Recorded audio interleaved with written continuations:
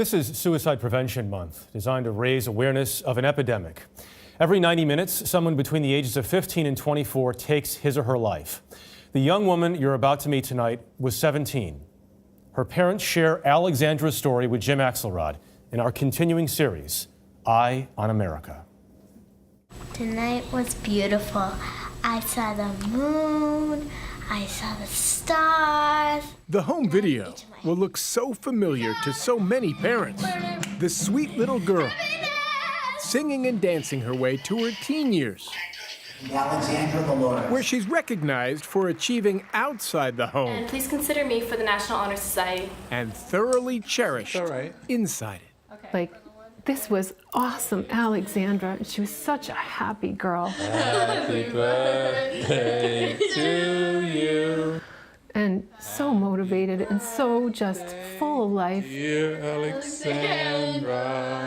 But familiar will turn to terrifying when parents hear the whole story of Alexandra Valores.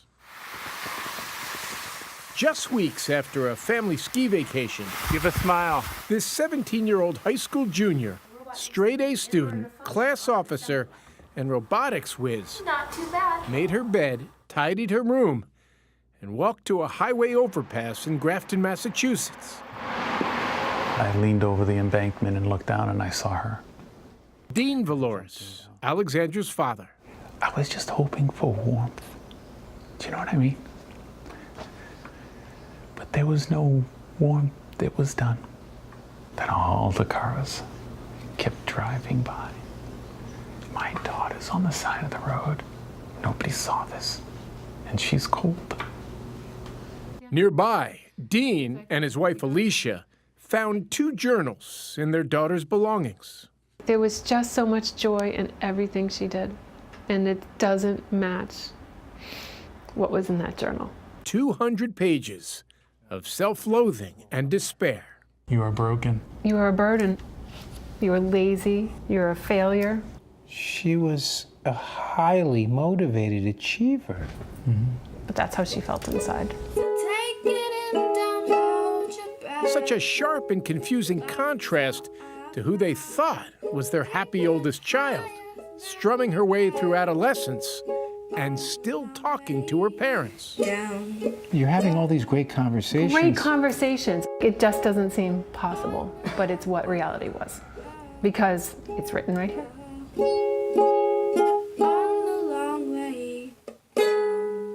With teen suicide at a 40-year high for young women Alexandra's age, and now the second leading cause of death for 15 to 24-year-olds of both sexes, it is this disconnect that most haunts Dean and Alicia Valores. The girl who seemed to love it last November when her father took her to a concert went home and wrote, "I hated it. I hate myself for that." The journal is a chronicle of deterioration. I think so. I'd say so. I think so. Which is why they're taking this pain public that most keep private, headlining suicide prevention walks, giving in-depth interviews about their daughter's death. The hurt, the sadness is evolving. And now there's this thing called living. So then I'm a good father, good husband, and a good person. They hope that in sharing the story of their daughter, maybe another family will be spared this trauma. What will I miss by dying tonight? The possibility of getting better. There's a lot of other kids out there that are like her, that are high achievers, that are balancing a lot. That's what makes her very relatable, and why maybe it's affecting people and why they're listening is because I have a child like this too. And in the pain of what Alex wrote to her parents in her final entry hours before she took her life, "Don't blame yourselves for not seeing warning signs," is also what the Valores family hopes to salvage from her death. Some meaning for others. There's so many emails. In June, the morning after an interview was published, they found this note on their doorstep. What you have said in Alexandra's article truly changed my life. Knowing that families are talking to their kids about their mental health, it lets me know that she didn't die in vain. She's having such a huge impact. And that feels really good. It's hard to talk about and process this story. Jim, I know that you and producer Wendy Cron spent months working on it. How is the family doing now?